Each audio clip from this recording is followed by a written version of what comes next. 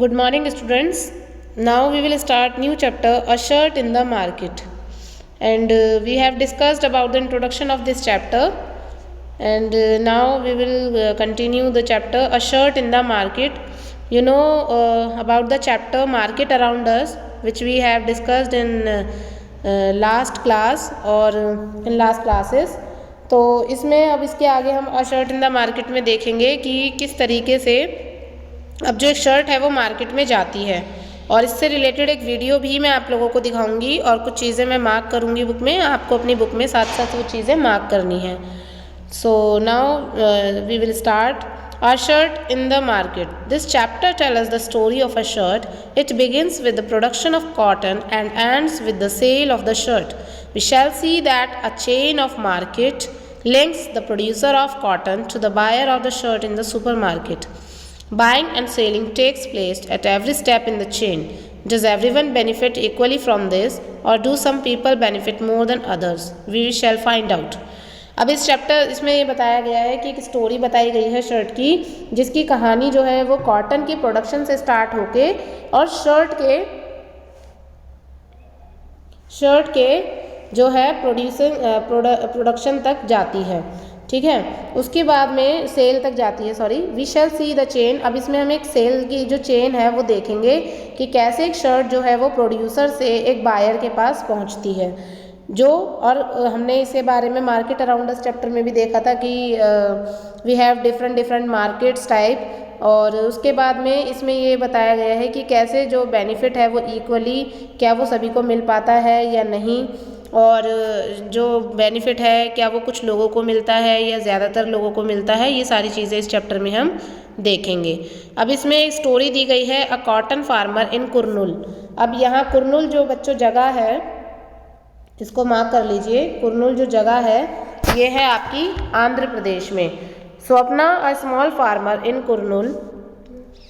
Kurnool Andhra Pradesh grow cotton और her small piece of land.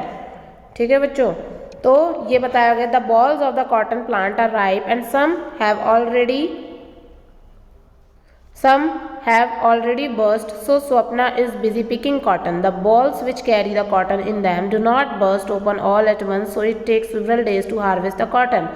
यानी कि जो स्वप्ना है वो एक छोटी सी फार्मर है कुरनूल में, और उसका एक लैंड ऑफ पीस है, मतलब लैंड का एक टुकड़ा है उसके पास में जिस पर वो कॉटन ग्रो करती है, और वो देख रही है कि कॉटन जो उसने ग्रो किया था उसमें से कुछ बॉल्स जो हैं वो राइप हो चुके हैं, तो वो उनको पिक करना शुरू कर दिया है उसने, और कुछ अभी जो है उनको बर्स्ट होने में टाइम लगेगा, तो अभी वो धीरे धीरे उन चीज़ों की हार्वेस्टिंग करेगी। Once the cotton is collected instead of selling it at Kurnool cotton market, उसके अगर वो कॉटन जो है वो जब वो कलेक्ट कर लेती है तो वो क्या करती है कि instead of selling it at Kurnool cotton market, Swapna and her husband take the harvest to the local trader. उस जो स्वप्ना है वो उसको मार्केट में ले जाकर बेचती नहीं है, बल्कि क्या करती है कि वो कुरनूल की कॉटन मार्केट में ना बेच के उसका और उसके हस्बैंड जो है दोनों एक लोकल ट्रेडर को वो अपनी जो कॉटन है उसको बेच देते हैं। At the beginning of the cropping season, Swapna had borrowed 2,500 from the trader at a very high interest rate to buy seeds, fertilizers, pesticides for cultivation. अब ये क्वेश्चन आपसे पूछा जा सकता है एग्जाम में कि कोई भी फार्मर जो है वो किस चीज़ के लिए जो मनी है वो बोरो करता है। तो जैसे कि स्वप्ना ने यह 2,500 रुपीज़ ट्रेडर से बोरो किए थे, किस चीज़ के लिए? पेस्टिसाइड्स, फर्टिलाइजर्स, सीड्स, कल्टीवेशन के लिए इसने जो है ये बोरो किए थे, तो ये आपको मार्क करना है। At that time the local trader made Swapna agree to another condition, he made her promise to sell all her cotton to him. और उसने जब ये बोरो किए थे पैसे 2,500, तो उसने प्रॉमिस किया था ट्रेडर से कि जब भी ग्रो होगा कॉटन तो वो उसको ट्रेडर को ही सेल करेगी। ठीक है बच्चों, उसके बाद cultivation of cotton requires high levels of input such as fertilisers and pesticides and the farmers have to incur heavy expenses on account of this. यानी कि कल्टीवेशन जो होती है कॉटन की, उसके लिए बहुत हाई लेवल के इनपुट्स चाहिए होते हैं, जैसे फर्टिलाइजर्स, पेस्टिसाइड्स। फार्मर्स जो हैं उनको बहुत मेहनत करनी पड़ती है इसके लिए। क्या होता है बच्चों, जो कॉटन का पेड़ होता है उसमें बहुत जल्दी इंसेक्ट्स वगैरह, कीड़े वगैरह खाने का डर रहता है, तो उसमें इंसेक्टिसाइड्स, पेस्टिसाइड्स, ये चीज़ें डालने की ज़रूरत पड़ती है। ठीक है, तो have to incur heavy expenses on account of this. Most often the small farmers need to borrow money to meet these expenses.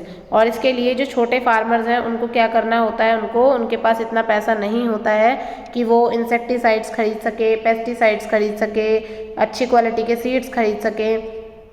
तो वो क्या करते हैं, जो बड़े लैंडर्स होते हैं उनसे वो पैसा बोरो करते हैं और बदले में उनको प्रॉमिस करते हैं कि वो अपना जो भी प्रोडक्शन यानी जो भी चीज़ ग्रो करेंगे उसको ट्रेडर को ही सेल करेंगे। At the traders yard 2 of his men weigh the bags of cotton at a price of ₹1500 per quintal. The cotton fetches 6000. The trader deducts 3000 for repayment of loan and interest and pays Swapna 3000। अब क्या होता है कि trader जो है वो traders yard 2 of his men weigh the bags of cotton।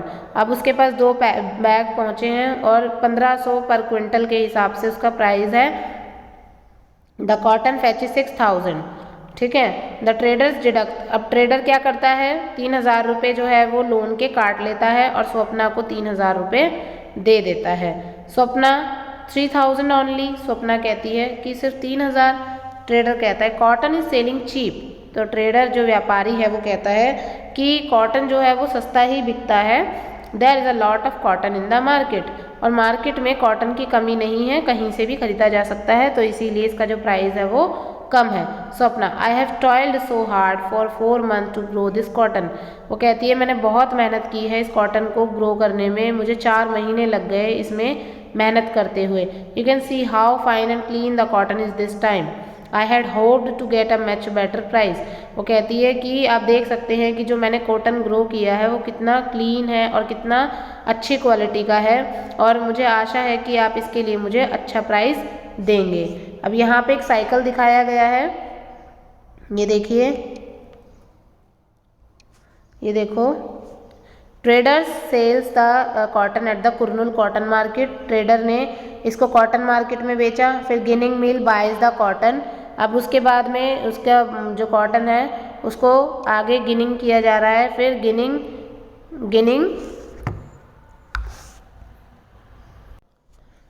किया जा रहा है। गिनिंग मतलब होता है remove the seeds and presses. एक सेकेंड। Ginning mills remove the seeds and presses the cotton into bales. अब क्या होता है, गिनिंग मिल्स जो होती हैं वहाँ पे सीड्स जो है इनको अलग किया जाता है जो कॉटन है उससे। उसके बाद spinning mill buy the bales. अब स्पिनिंग मिल जो जहाँ पर धागा बनाया जाएगा, कपड़े को स्पिन किया जाएगा, वहाँ पर कपड़ा ये जो है कॉटन जो है ये भेजा जाएगा और उसको ये बेल्स को बेचेंगे। Then spinning mills spin the cotton into yarn. अब स्पिनिंग मिल्स जो है वो स्पिन करेंगे कॉटन को और उसको धागे में बदलेंगे। देन फिर यार्न टू यार्न डीलर्स को आगे इसको बेचा जाएगा। स्वप्ना आगे कहती है ये हो गया था।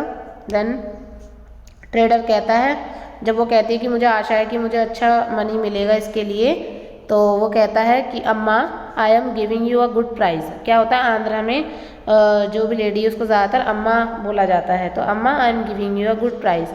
Other traders are not even paying this much. You can check at the Kurnool market if you don't believe me. वो कहता है अम्मा मैं आपको अच्छा प्राइस दे रहा हूँ इसके लिए, और अगर आपको मेरी बात पर यकीन ना हो तो आप जाके कुरनूल की मार्केट में भी पता कर सकती हैं। स्वप्ना कहती है don't be angry, how can I doubt you, I had only hope that we would earn enough from the cotton crop to last us a few months. वो कहती है कि नहीं गुस्सा मत होइए आप, और मैं आप पर डाउट नहीं कर सकती, और मुझे आशा है कि जो मैं अच्छा इनफ जो है अर्न कर पाऊँगी, जो क्योंकि मैंने इतने समय से कॉटन को ग्रो करने में अपनी मेहनत लगाई है। The Swapna knows that cotton will sell for at least 1800 per quintal. अब स्वप्ना जो है वो जानती है कि कॉटन जो है वो कम से कम 1800 पर क्विंटल के हिसाब से बिकेगा। शी डजेंट आर्ग्यू फर्दर, लेकिन फिर भी वो ट्रेडर से बहस नहीं करती है, बिकॉज ऑफ उसे आगे भी जब क्रॉप ग्रो करनी होगी कॉटन की तो उसको ट्रेडर से ही बोरो करना होगा money, that's why the trader is a powerful man. अब इसको मार्क कर लीजिए, the trader is a powerful man in the village and the farmer have to depend on him for loans. अब क्या होता है, जो ट्रेडर होते हैं वो पावरफुल होते हैं गाँव में, और लोग जो है उनसे क्या करते हैं, लोन लेते हैं कल्टीवेशन के लिए। इसी वजह से क्या होता है कि लोग उनसे ज़्यादा बहस नहीं करते हैं, ठीक है। चिल्ड्रंस स्कूल फीस, अब but also to meet other existence such as illness. अब किस किस चीज़ के लिए मनी जो है वो लेते हैं, एक तो फार्मिंग के लिए, उसके अलावा मान लो अगर बीमार पड़ गया कोई उनके घर में, या बच्चों की फ़ीस जमा करनी है। There are times in the year when there is no work, और कई बार क्या होता है, ऐसा टाइम होता है फार्मर्स जो होते हैं, छोटे स्मॉल फार्मर्स जो होते हैं, उनके पास बहुत सारे ऐसे काम आते हैं जिनके लिए उन्हें मनी चाहिए होता है, और पूरा साल भर जो है उनके पास पैसा नहीं रहता और ना वो फार्मिंग करते हैं, तो ऐसे में उनकी हेल्प करते हैं traders. Income for the farmer, so boring money is the only mean of survival. तो इसीलिए उनको सर्वाइव करने के लिए जो है मनी बोरो करना पड़ता है। Swapna's earning from cotton cultivation is barely more than what she might have earned as a wage labourer. Swapna जो है वो कॉटन कल्टीवेशन से क्या करती है, अर्न कर पाती है जो वेज लेबरर्स हैं, might have earned as a wage labourer, और इसके अलावा वो क्या करती है, जो है लेबरर के काम करके भी अर्न करती है। अब इरोड की क्लॉथ मार्केट दिखाई है। अब इरोड मैंने आपको बताया तमिलनाडु में है, इसको भी मार्क कर लीजिए, इम्पॉर्टेंट है, आपसे पूछा जा सकता है कि इरोड कहाँ पर है। इरोड जो है एक मार्केट है जहाँ पर तमिलनाडु की, जहाँ हफ्ते में 2 बार बाजार लगता है, cloth market in the world, ठीक है। और ये तमिलनाडु की जो है एक सब लार्जेस्ट वन मार्केट है जो पूरे वर्ल्ड में बड़ी है। A large variety of cloth is sold in this market, यानी कि बहुत बड़े लेवल पर जो कपड़ा है वो इस मार्केट में बेचा जाता है। Cloth that is made by weavers in the village around is also brought here for sale. अब क्या होता है, जो कपड़ा वेवर्स के द्वारा बनाया जाता है गांव में, वो इस जगह पर लाके सेल किया जाता है। Around the market are offices of cloth merchants who buy this cloth. अब मार्केट के आसपास ऑफिसेज हैं ट्रेडर्स मर्चेंट्स के, जो कपड़ा जो है कपड़ा व्यापारी हैं उनके, और वो इस कपड़े को खरीदते हैं। Other traders from many south Indian towns also come and purchase cloth in this market. बहुत सारे ट्रेडर्स आते हैं और इस इरोड की मार्केट से ही कपड़ा खरीदते हैं और अपने आसपास की मार्केटों में ले जाकर बेचते हैं। On market days you would also find weavers bringing cloth that has been made on order from the merchant. These merchant supply cloth on order to garment manufacturers and exporters around the country.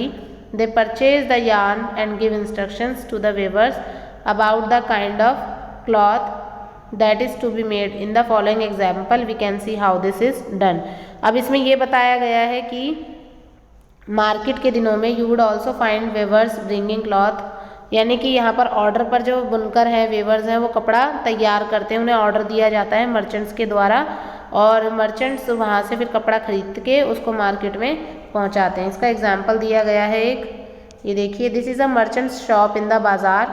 Over the years these traders have developed extensive contact with garment farmers around the country, यानी कि वही लोग हैं, इन लोगों को contract दिया गया है, अब ये कपड़ा तैयार करेंगे और फिर ट्रेडर्स इनसे मर्चेंट्स जो है खरीदेंगे और बदले में इनको पैसा पहले दे देंगे या तो, ठीक है, और फिर इनको कपड़ा तैयार करके और उनको फिक्स रेट में उतने में उनको देना है।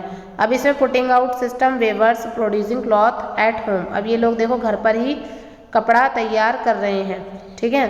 The weavers live in a village around and take the yarn supplied by these traders to their home where the looms are located in shades.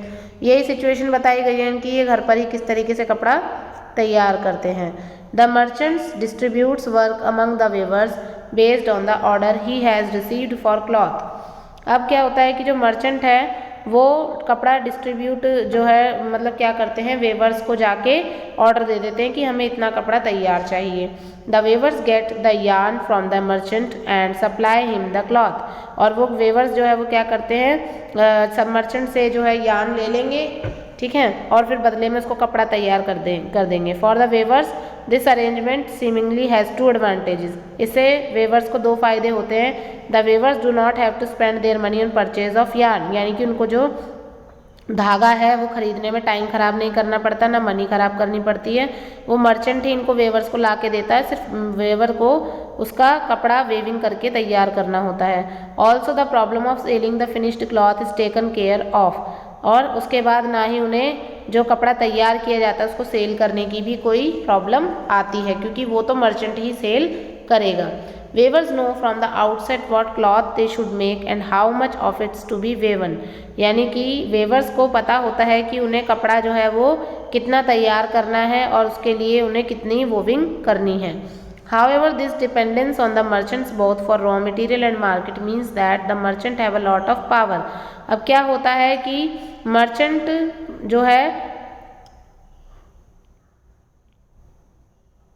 Merchants जो है वो रॉ मटेरियल और मार्केट दोनों पर डिपेंड होते हैं, क्योंकि उन्हें जो है दोनों चीज़ें, एक रॉ मटेरियल है वो भी मार्केट से खरीदना है और बेचना भी जो है फिनिशिंग प्रोडक्ट है जो वो भी मार्केट में ही बेचना है। They give orders for what is to be made and they वे pay a very low price. अब ये क्या करते हैं मर्चेंट्स, रॉ मटेरियल सस्ता खरीदेंगे, उसके बाद में वेवर्स को भी कम पैसा देंगे, और सपोज जैसे कि मैं एग्जांपल देती हूँ आपको, कॉटन जो है वो 500 रुपये का ख़रीदा गया, उसके बाद जो ट्रेडर है उसने उसका आगे बेचा और उसका धागा तैयार हुआ मान लो 700 रुपये का, तो मर्चेंट ने 700 रुपये का धागा लाकर 700 का धागा लाकर वेवर्स को दे दिया। अब वेवर्स उसका कपड़ा बनाएंगे, अब उसके बदले में वो वेवर को पहले ही बोल देगा कि मैं तुमसे इतना कपड़ा तैयार करवाऊंगा और तुम्हें बदले में 1200 रुपया दूंगा। तो अब वेवर जो है वो उसको 1200 रुपये दे देगा और जो कपड़ा तैयार हुआ उसको वो मार्केट में 2 से 2500 के रूप में बेचेगा। तो मर्चेंट जो होता है यानी जो मार्केट में ले जाकर कपड़ा बेचेगा उसको सबसे ज़्यादा फ़ायदा होता है, क्योंकि जो भी उसकी कॉस्ट प्राइस लगी वो सारी ऐड करके उसके अलावा बेनिफिट भी कमा लेता है। तो ये एक मार्केट सिस्टम है, हमने मार्केट अराउंडर्स में भी पढ़ा था इस चीज़ को। What are the following people doing at the Erode cloth market? merchant, weaver, exporter। अब ये क्वेश्चन आपको करना है कि इनका क्या रोल है, ये क्या करते हैं, ठीक है। ये आपको बताना है इरोड क्लॉथ मार्केट में जो मर्चेंट्स है वो क्या करते हैं, वेवर्स क्या करते हैं, एक्सपोर्टर क्या करता है। In what ways are weavers depend on cloth merchants, और ये किस तरीके से जो वेवर्स हैं वो डिपेंड करते हैं क्लॉथ मर्चेंट्स पे। मैंने आपको बताया कि जो क्लॉथ मर्चेंट्स हैं वो इन्हें रॉ मटेरियल ला के देते हैं और ये कपड़ा तैयार करके वापस क्लॉथ मर्चेंट को देते हैं। उसके बाद if the weavers were to buy yarn on their own and sell cloth they would probably earn 3 times more. Do you think this is possible. अब यहाँ एक क्वेश्चन है कि अगर वेवर खुद ही कपड़े यार्न खरीदे, रॉ मटेरियल खरीदे और खुद ही फिनिशिंग प्रोडक्ट जो इसको मार्केट में बेचे तो क्या वो 3 गुना कमा सकते हैं। इस बारे में आप क्या सोचते हो, इसको बताइए। तो ये क्वेश्चन भी करना है आपको। Do you find similar putting out arrangement in making papads, masala, bidis. Find out about this in your area and discuss in class. क्या आपके एरिया में ये सारी चीज़ें की जाती हैं घर पर, पुटिंग आउट अरेंजमेंट यानी घर पर ही जो चीज़ें की जाती हैं कि जैसे बीड़ी बनाना, पापड़ बनाना, मसाला बनाना, इस तरीके से। अगर ऐसा आपके एरिया में ऐसा कुछ है तो आप इसके बारे में भी लिखिएगा। You might have heard of cooperative in your area, it could be in milk provision, paddy etcetera. Find out for though whose benefit they were set up, यानी कि कोऑपरेटिव में क्या आपके एरिया में कोई ऐसी कोऑपरेटिव वो बनी हुई है संस्था जो कि मिलकर काम करती हैं, जैसे कि मिल्क को लेकर या फिर कोई और जैसे अनाज को लेकर या कोई और मतलब कोऑपरेटिव उन्होंने बना रखा हो अपना। तो अगर ऐसा है तो उसके बारे में भी आपको बताना है। लेकिन ये दोनों क्वेश्चन तो आपको करने ही हैं जो अभी मैंने आपको ऊपर बताए। उसके बाद है the weavers have no way of knowing who they are making the cloth for or what price it will be sold at the cloth market. The merchants sell the cloth to the garment factories. In this way the market works more in favor of the merchants। अब ये जो merchants हैं क्या करते हैं, इस कपड़े को ले जाकर गारमेंट फैक्ट्री में बेच देते हैं और फिर market work more in favour of the merchant, और मर्चेंट्स के फेवर में मार्केट का प्रॉफिट रहता है। Weavers invest all their savings, ये भी इम्पॉर्टेंट है। Weavers invest all their savings or borrow money at high interest rate to buy looms। यानी कि जो वेवर्स होते हैं वो क्या करते हैं, अपनी सेविंग्स जो है या जो उधार लिया हुआ पैसा है उससे क्या खरीदते हैं, हैंडलूम्स होते हैं, पावर लूम्स होते हैं, वो खरीदते हैं। ईच लूम कॉस्ट 20,000 और एक लूम जो है वो कम से कम 20,000 का आता है, जिसमें वो जैसे हथकरघा होता है जिसको हैंडलूम कहते हैं, पावर लूम होते हैं उनसे और small weaver with 2 looms has to invest 40,000, और जो छोटे होते हैं उनको 40,000 2 लूम्स के लिए इन्वेस्ट करना होता है। The work on these looms can not be done alone, और इस पर जो काम है वो अकेले नहीं किया जा सकता लूम पर। The weavers and another adult member of my family of his family work up to 12 hours. अब जो वेवर है उसकी फैमिली के जो बड़े लोग हैं वो मिलकर 12 घंटे इस पर काम करते हैं, और for all this work they earn about, और तब जाके उन्हें 3500 पर मंथ मिलता है। ठीक है। The arrangement between the merchant and the weavers is an example of, ये क्वेश्चन बच्चों एग्जाम में आता है कि पुटिंग आउट सिस्टम क्या है, इसको दोबारा बता देती हूँ। इसमें the arrangement between the merchant and the weavers, यानी कि जब मर्चेंट और वेवर के बीच में एक अरेंजमेंट होता है कि कपड़ा कितना बनाना है, कितना तैयार करना है, तो इसी को पुटिंग आउट सिस्टम कहा जाता है। Where by the merchant supply the raw material, merchant जो है वो सप्लाई करता है रॉ मटेरियल और रिसीव करता है जो है वेवर से फिनिश प्रोडक्ट इस पुटिंग आउट सिस्टम में। It is prevalent in the woven market in most region of India. ठीक है। उसके बाद है वेवर्स कोऑपरेटिव, इसको आप एक बार पढ़ लेना, ये देख लेना। कोऑपरेटिव मतलब कि कोऑपरेटिव में वेवर्स में क्या होता है इसका मैं बता देती हूँ। इसमें क्या होता है कि एक नहीं सभी लोग मिलकर जो है कोऑपरेशन कर लेते हैं और फिर एक साथ मिलके काम करते हैं, और जो भी बेनिफिट आता है, सपोज़ कि 4000 का बेनिफिट आया और 5 लोग मिलकर काम कर रहे हैं, तो 4000 रुपये जो हैं वो 800 रुपये करके पाँचों उनमें बढ़ जाएंगे वेवर्स में। That is the weavers cooperative system. उसके बाद ये देखो, ये मैंने भी आपको दिखाया था, the garment exporting factory near Delhi.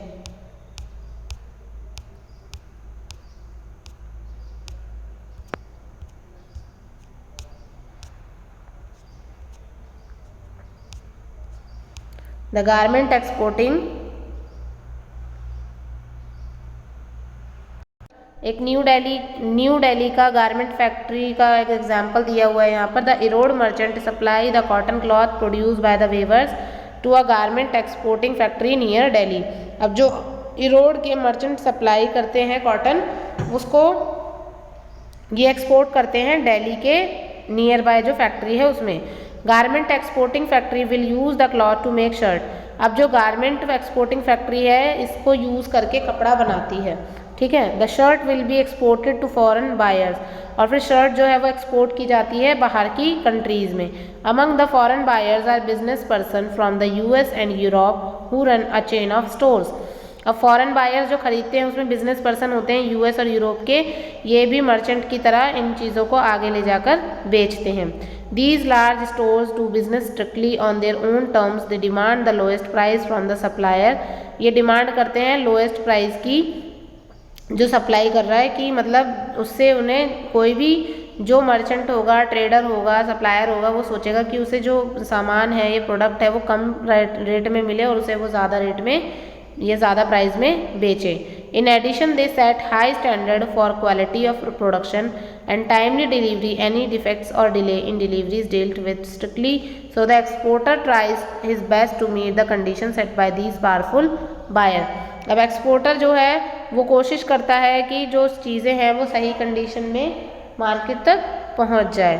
Faced with such pressures from the buyers, the garment exporting factories in turn try to cut cost. They get the maximum work out of the workers at the lowest possible wages. अब इसमें जो है, इसमें ये बताया गया है कि जो एक्सपोर्टिंग फैक्ट्रीज होती हैं उसमें क्या किया जाता है कि जो गारमेंट है उसको आगे बेचने के लिए जो है पहले सारी चीज़ें देखी जाती हैं उसमें। ठीक है।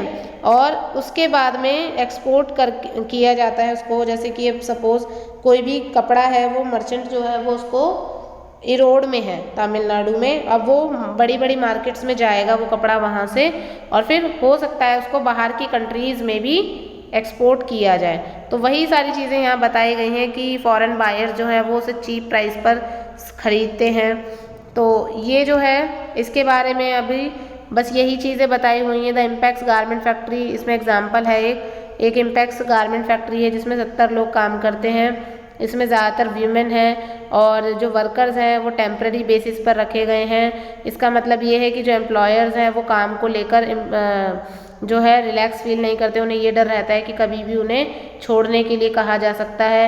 वर्कर्स की जो है फिक्स वेजेस नहीं है, उनकी स्किल्स के हिसाब से उन्हें पैसा नहीं मिलता है। और जो टेलर्स हैं उनको 3,000 रुपया पर मंथ मिलता है। जो वीमेन है वो क्या क्या काम करती हैं फैक्ट्रीज़ में, ये जो वीमेन है ये हेल्पर है, थ्रेड कटिंग करना, बटन लगाना, आयरनिंग करना, शर्ट की पैकेजिंग करना, ये सारे काम वो लो वेजेस में करती हैं। तो ये इसमें बताया गया टेलरिंग के लिए 3,000 रुपया, आयरन के लिए 1.5 रुपये पर पीस, चेकिंग के लिए 2,000, थ्रेड कटिंग के लिए, बटनिंग के लिए 1,500 रुपये। तो ये इस तरीके से उन्हें दिया जाता है जो वीमेन काम करती हैं। Why do you think more women are employed in the Impex garment factory? आपको ऐसा क्यों लगता है कि जो ज़्यादातर वीमेन है वो इम्पैक्स गारमेंट फैक्ट्री में काम करती हैं? बिकॉज ऑफ इसमें ज़्यादातर काम जो है वो फीमेल से जोड़कर देखा जा रहा है। धागे मतलब कि एक्स्ट्रा धागे जो है वो कटिंग करना, आयरन करना कपड़ों की, उनमें बटन लगाना, ये सारी चीज़ें तो फीमेल जो है वो ये काम ज़्यादा अच्छे से कर पाती हैं, इसीलिए फीमेल्स को यहाँ पर ज़्यादा काम दिया जाता है। Write a letter to the minister asking for what you think would be proper payment to the workers. ये छोड़ दो। The shirt below show the profit made by the business person and the various cost. ये देखो profit purchase किया 300 का, storage 200, advertise किया 400, तो 300, 200, 500 और 400 900। अब प्रॉफिट 900, यानी कि इसने टोटल 1800 की ये शर्ट बेची होगी, क्योंकि 900 तो उसका कॉस्ट आया होगा एडवर्टाइज करने में, स्टोरेज करने में, परचेज करने में, और फिर 900 उसने प्रॉफिट भी कमाया, तो टोटल 1800 की जो है उसने शर्ट बेची। ठीक है, उसके बाद है अब the shirt in the United states. इसको मैं दूसरी वीडियो में कवर करूँगी क्योंकि ज़्यादा लंबी हो जाएगी। अब मैं एक वीडियो आपको दिखाना चाहती हूँ जो इस चैप्टर से जुड़ी हुई है, थोड़ा सा आपको ज़्यादा समझ आएगा फिर इस चैप्टर के बारे में।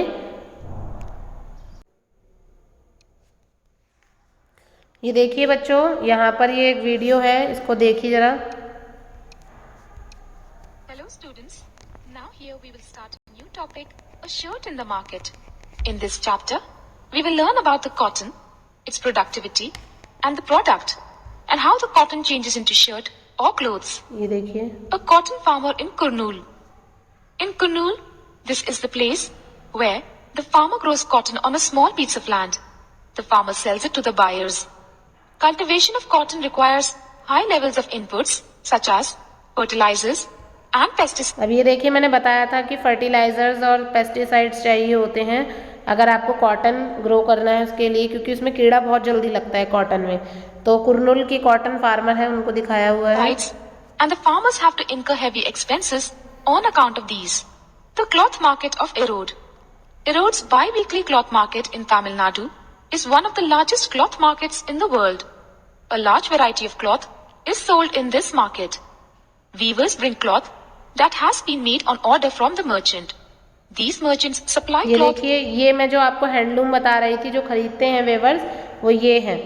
ये हैंडलूम होता है, पावरलूम। हैंडलूम मतलब हाथ से चलने वाला, और पावरलूम मतलब बिजली से चलने वाला loom. On order to garment manufacturers and exporters around the country. They purchase the yarn and give instructions to the weavers about the kind of cloth that is to be made. Putting out system. Weavers producing cloth at home. The putting out system क्या है? एक arrangement होता है merchant और waiver के बीच में, जिसमें कि वेवर अपने घर पर कपड़ा तैयार करेगा और बदले में उसको मर्चेंट को बेचेगा। That is the putting out system. merchant distributes work among the weavers based on the orders he has received for cloth. The weavers get the yarn from the merchant and supply him the cloth. These people work daily, 12 hours, and after 1 month or after complete work, they get only 35 rupees. The arrangement between the merchant and the weavers is an example of putting out system. The garment exporting factory near Delhi. ये देखिए, हमने discuss किया था, ये garment exporting factory है दिल्ली के पास में, और इसी में जो हमने कपड़ा खरीदा, क्लॉथ खरीदा, उससे अब इससे शर्ट बनाई जाएगी इस फैक्ट्री में। The Erode merchant supplies the cotton cloth produced by the weavers to a garment exporting factory near Delhi. In this factory, men and women both work. Women are employed as helpers for thread cutting, buttoning, ironing, and packaging. These jobs have the lowest wages. Who are the gainers in the market? अब ये next class में करेंगे हम कि gainers कौन होते हैं market में।